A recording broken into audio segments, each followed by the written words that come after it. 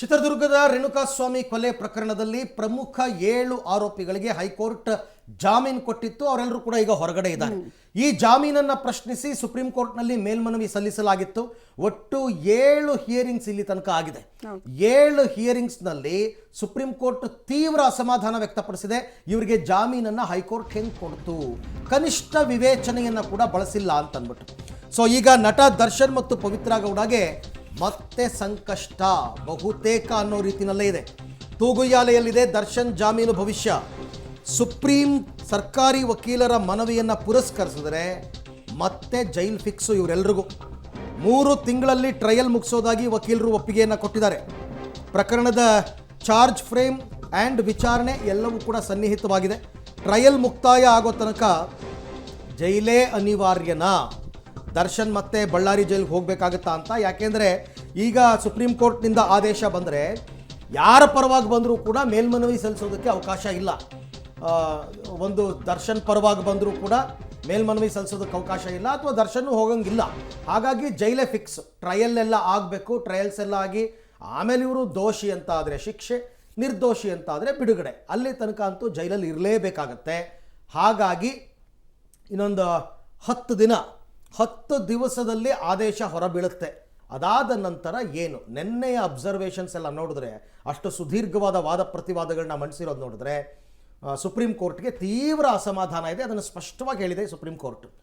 ಇತ್ತೀಚಿನ ದಿನಗಳಲ್ಲಿ ಹೈಕೋರ್ಟ್ನ ತೀರ್ಪಿನ ಬಗ್ಗೆ ಇಷ್ಟು ಕಟು ವಿಮರ್ಶೆ ಯಾವತ್ತೂ ಮಾಡಿರಲಿಲ್ಲ. ಆಮೇಲೆ ಅವ್ರು ಹೇಳ್ತಾರೆ, ಯಾವುದೋ ಟ್ರಯಲ್ ಕೋರ್ಟ್ನಲ್ಲಿ ಈ ಥರ ಕೊಟ್ಟರೆ ಅದೊಂಥರಪ್ಪ, ಹೈಕೋರ್ಟ್ನಲ್ಲಿ ಹೆಂಗೆ ಇದು ತಪ್ಪಾಗೋದಕ್ಕೆ ಸಾಧ್ಯ ಅಂತ.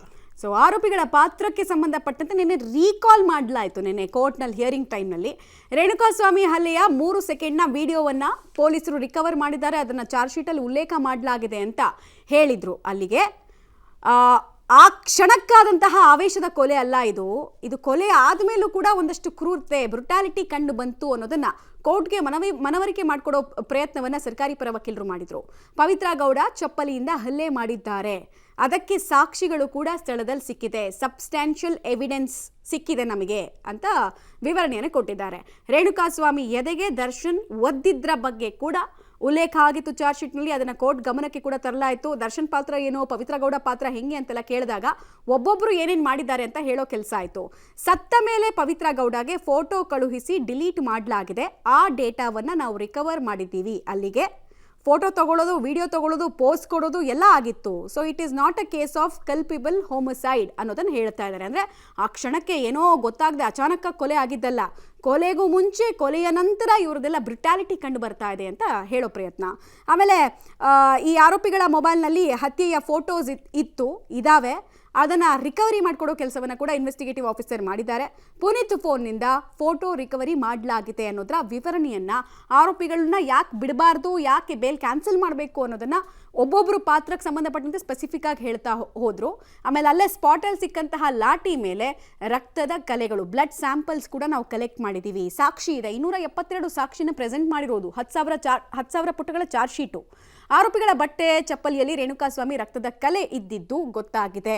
ಇವೆಲ್ಲವೂ ಕೂಡ ಇವರ ಪಾತ್ರವನ್ನು ಸಾಬೀತುಪಡಿಸುತ್ತೆ ಅನ್ನೋದನ್ನು ವಿವರಿಸಿದ್ದಾರೆ. ಇಷ್ಟೆಲ್ಲ ಆದಮೇಲೂ ದರ್ಶನ್ ಜೊತೆಗೆ ಫೋಟೋವನ್ನು ತೆಗೆಸ್ಕೊಂಡಿದ್ದಾರೆ. ಹೇಳಿದ್ನಲ್ಲ ನಾನು ಆಗ್ಲೇ, ಕೊಲೆ ಅಚಾನಕ್ಕಾಗಿ ಆಗಿಲ್ಲ, ಆಗಿಬಿಟ್ಟಿದ್ರೆ ಇದೆಲ್ಲ ಪಾಯಿಂಟ್ಸು ವ್ಯಾಲಿಡ್ ಆಗ್ತಾ ಇತ್ತು. ಸೊ ಅಚಾನಕ್ಕಾಗಿ ಆಗಿದ್ದಲ್ಲ ಇದೊಂದು ಕಂಪ್ಲೀಟ್ ಪೂರ್ವ ನಿಯೋಜಿತ ಕೃತ್ಯ ಅನ್ನೋದನ್ನು ಹೇಳಿದ್ದಾರೆ. ಪ್ರತಿಯೊಬ್ಬ ಆರೋಪಿಯ DNA ಮ್ಯಾಚ್ ಮಾಡಲಾಗಿದೆ. ರಕ್ತದ ಕಲೆಗಳು, ಸ್ಪಾಟಲ್ಲಿ ಸಿಕ್ಕಂತಹ ಎವಿಡೆನ್ಸು ಎಲ್ಲದರಲ್ಲೂ 99% ಮ್ಯಾಚ್ ಆಗಿದೆ. 7 ಕಿಲೋಮೀಟರ್ ವರೆಗಿನ CCTV ಫುಟೇಜಸನ್ನು ಪರಿಶೀಲನೆ ಮಾಡಲಾಗಿದೆ. ಆರೋಪಿಗಳ ಚಲನವಲನ, ಕೃತ್ಯ ನಡೆದಾಗ ಆರೋಪಿಗಳೆಲ್ಲರೂ ಕೂಡ ಒಬ್ಬರಿಗೊಬ್ರು ಕಾಂಟ್ಯಾಕ್ಟ್ನಲ್ಲಿ ಇದ್ರು ಅನ್ನೋದಕ್ಕೆ ಇದೆಲ್ಲ ಸಾಕ್ಷಿ ಅಂತ ಹೇಳಿದ್ದಾರೆ. ದರ್ಶನ್ ಜೊತೆಗೆ ಪವಿತ್ರ ಗೌಡ ಮುಂಚೆ ಮಾತಾಡ್ತಿರಲಿಲ್ಲ. ಬ್ಯಾಕ್ ಡ್ರಾಪ್ ಏನಾಯಿತು, ಯಾರು ಈ ಪವಿತ್ರ ಗೌಡ, ಡಿ ಬಾಸ್ ಅಂದರೆ ಯಾರು, ದರ್ಶನ್ ಅಂದರೆ ಯಾರು ಅಂತೆಲ್ಲ ಕೇಳಿದಾಗ ಈ ಸ್ಟೋರಿ ಓಪನ್ ಆಯಿತು. ಇಬ್ಬರು ಮಾತಾಡ್ತಿರ್ಲಿಲ್ಲ. ವಾಟ್ಸಪ್ ಮೂಲಕ ಆಕೆ ಫೋನ್ ಮಾಡಿದ್ಲು ಹೀಗಿರಬೇಕಾದ್ರೆ.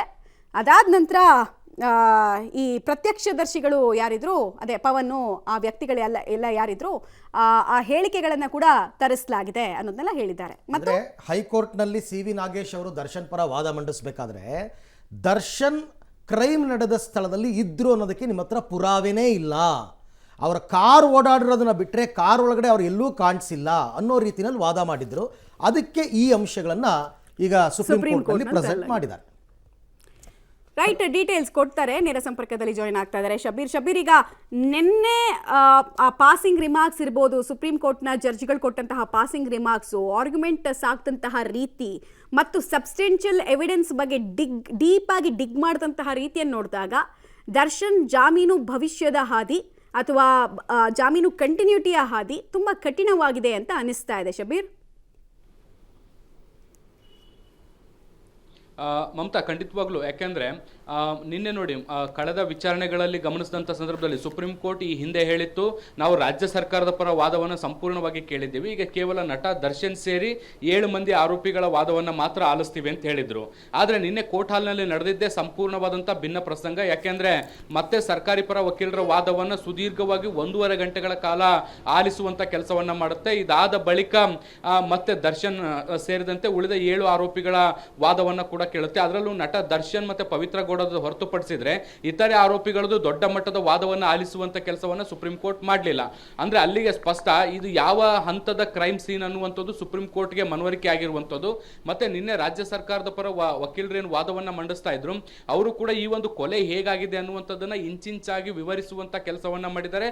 ಮತ್ತೆ ಅದಕ್ಕೆ ಪೂರಕವಾದಂತಹ ಸಾಕ್ಷ್ಯಾಧಾರಗಳು ಹೇಗಿದಾವೆ ಅನ್ನುವಂಥದ್ದನ್ನ ಕೂಡ ಸ್ಪಷ್ಟವಾಗಿ ಹೇಳುವಂತ ಕೆಲಸವನ್ನ ಮಾಡಿದ್ದಾರೆ.